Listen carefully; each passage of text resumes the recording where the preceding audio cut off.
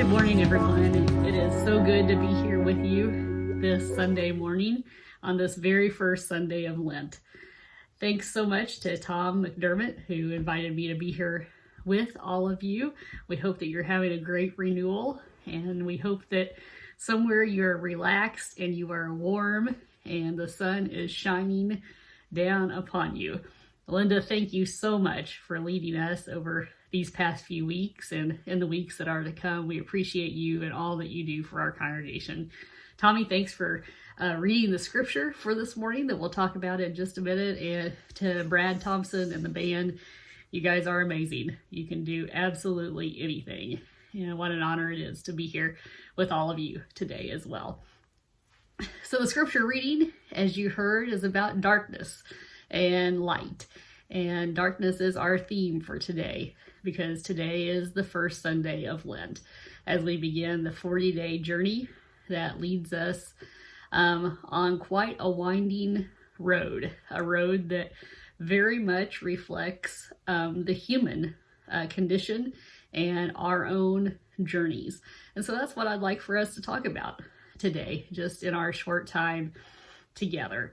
The 40 days will lead us to Maundy Thursday, a time of communion and community that Jesus shared with those whom he loves so dearly. It will lead us to the cross, to a day of pain and of death, and it will ultimately lead us to Easter Sunday, a time of celebration, of new life, and of hope and promise for us all.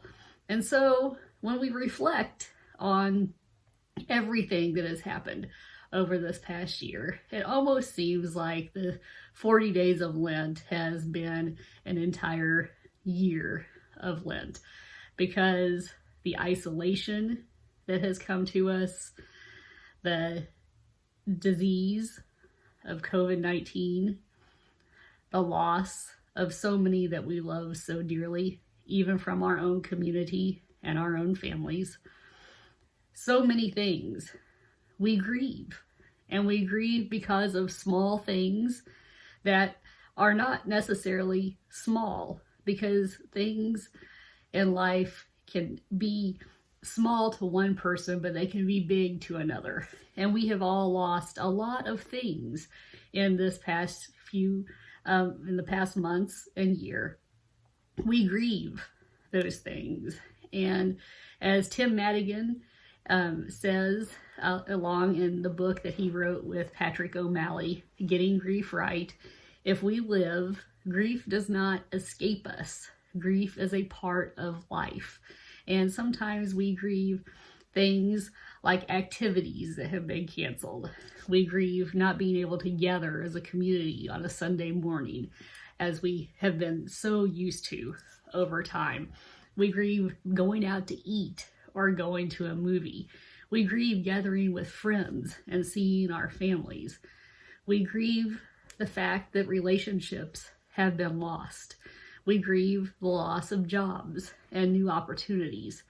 We grieve the day that the doctor comes into a room and looks us in the eye and says, "I'm sorry to let you know the test indicates that you have," and then we fill in the blank. We grieve when life takes a turn. And the Lenten journey is about that dark time. One of the other scriptures that's often read on this day is about Jesus being cast out into the wilderness for 40 days, where he goes out alone and he is tempted and he's told to do certain things, and he's isolated from the community that has always surrounded him. When I look at the scriptures for today, when I think about this time that we are living in, a very dark time, literally, for so many of us this past week, with this unprecedented weather, with an unprecedented year of COVID-19 and a global pandemic, it does seem that so many things are dark. There are days where my spirit just feels so down, and I wonder, when is this going to end? Where is the light in the midst of all of this? And then a neighbor calls, or an email or a text message comes through. This past week, I have watched on the Nextdoor app as my neighbors have come together over 50 hours without power. And when one house comes back on the grid, they offer it with doors wide open. Bring your mask. Come on over. Our fire's going. We have heat, even if it's just for a moment. You can warm up your soup on the stove. You can take a hot shower. Come, be with us. I see our church that has reached out and has gathered firewood for not just members, but for our neighbors and our community, being the church, being the one who is present in the midst of this life that we live. Because when we grieve, when we are in the darkness, it goes beyond words. There are no words that can be spoken that can make everything right. There are no words that can be spoken that can make a new opportunity or a new job just come into being. There are no words that can bring our loved ones back when we have had to say goodbye. But what there is there is presence. And there is a presence that love brings to us. And so in the song, More Than Words, it says, I need more than words. I don't just need to hear you say, I love you. I need to be able to see and sense and know that you are going to be there. In the darkest times of my life, words were not what helped to bring me through. It was not someone able to fix what was going on around me. But it was those friends who said, can I come and sit with you? What are you doing today? I'd like to go with you. And they did. And we sat together, and sometimes we laughed, and sometimes we cried, and other times we sat in silence. They sat in the midst of the darkness with me. They did not try to take the darkness away. And that is a lesson for all of us, especially during this Lent season, as we reflect on those who have been present with us and on how we are all called to be present with one another. It's funny that over this past year, as we have been separated physically from one another and from our family and our friends, when we have lived through a political season like no other, where things are still happening around us due to an election and so many other factors. I have friends that are on both sides of the political spectrum. I have friends who typically would be divided over the rhetoric that has been spoken and over the ideology that has come forth. But what happened on the day of the inauguration seemed to have brought people together. And they may not have been watching the inauguration because they voted for the candidate that won, but they were watching for their own reasons. And yet, who in the world seemed to bring and unite the country together, even if it was for a few laughs, was Bernie Sanders and his mittens. Something so small, something so small was just so funny for all of us, and all the memes that came out, and we all seemed to feel this weight lifted off of us, a weight that was taken away, and we all laughed together. We all sat in our respective living rooms or wherever we were with our devices and our technology, and we laughed about a man with mittens holding his mail in the midst of an event that, was changing our country forever.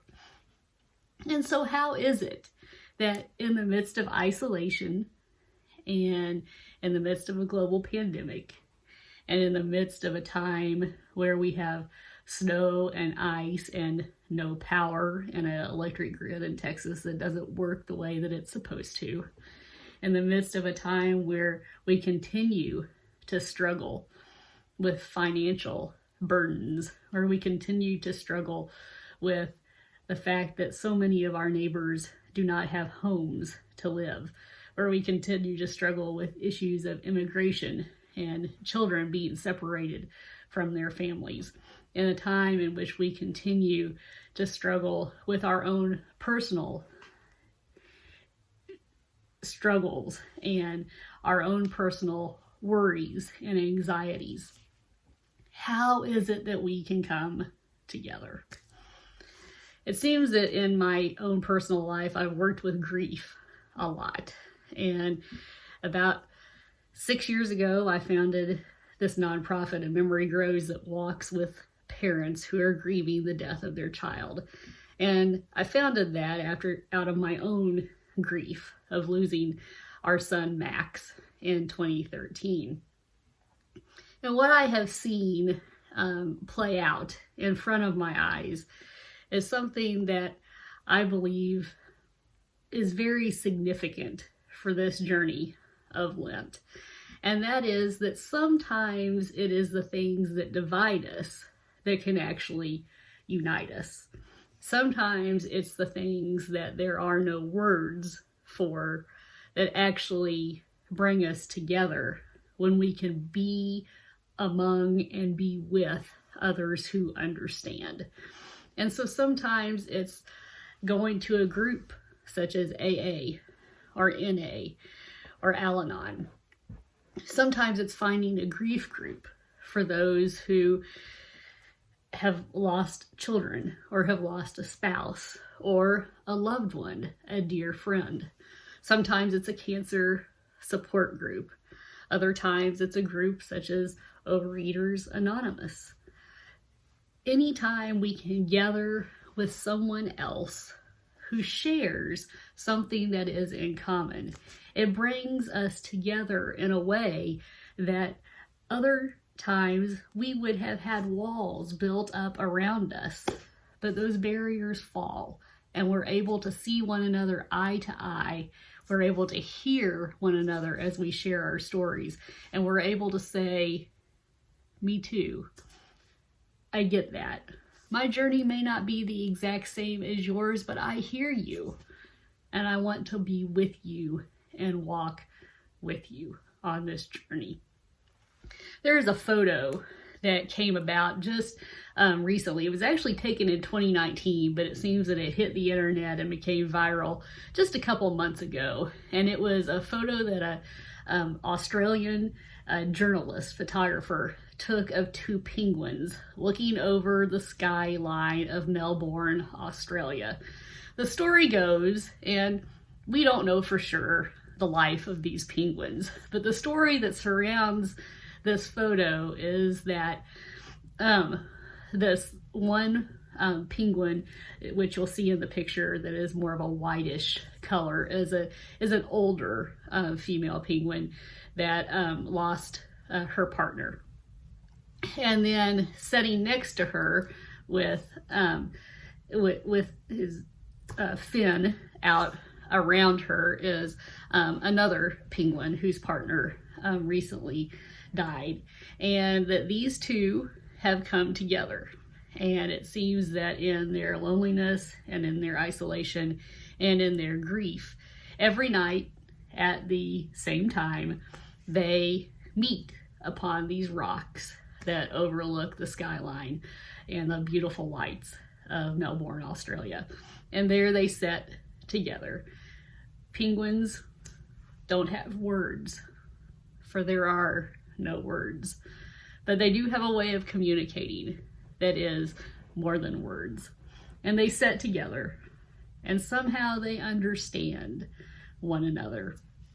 And I think that is a beautiful example when we look at that image of how we are called to be a community together. Whether it's a community of penguins or whether it's a community of humans. We are called to care for one another in the midst of isolation and grief and darkness. The scripture for today is a scripture that's often used during Advent, for it's talking about the light of the world that is coming from the Christ child into a time of darkness. I believe it's a scripture that can also be used for this season of Lent, because it is a dark season where we encounter death. And our culture doesn't like that. We don't like to talk about death. We don't like to talk about things that are not pleasant, that are not uplifting. We live in a culture of kind of toxic positivity that is not helpful for those who are feeling different in this time.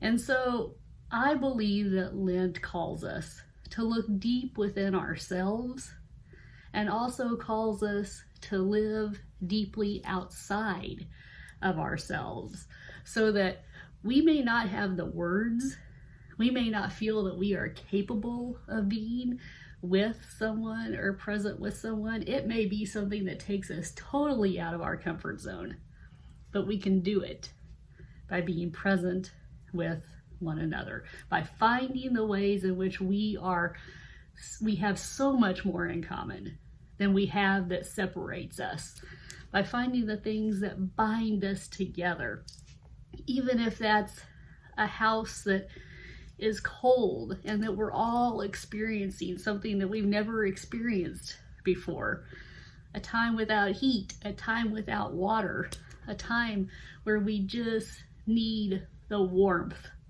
both physical warmth and the warmth of another, the warmth of friendship, the warmth of community. In the midst of the darkness, the light is coming. Although Lent seems like it's lasted forever this past year, we know that the Lenten story is not the end. The light is coming, but to get to that light, we must journey together, to find those things that bind us, that hold us together, so that we might walk hand in hand, arm in arm, Zoom screen to Zoom screen, and help one another find our way. For the darkness never, ever has extinguished the light, and the darkness never will. But sometimes we must hold the light for one another. Music touches our soul. Music is something that connects us. Music is something that goes beyond our own words, but speaks to the deepest parts of our being. Sometimes we just need to be with one another and have a time of listening to a sad song. And maybe that sad song and the joy that comes in finding it with another will pull us through.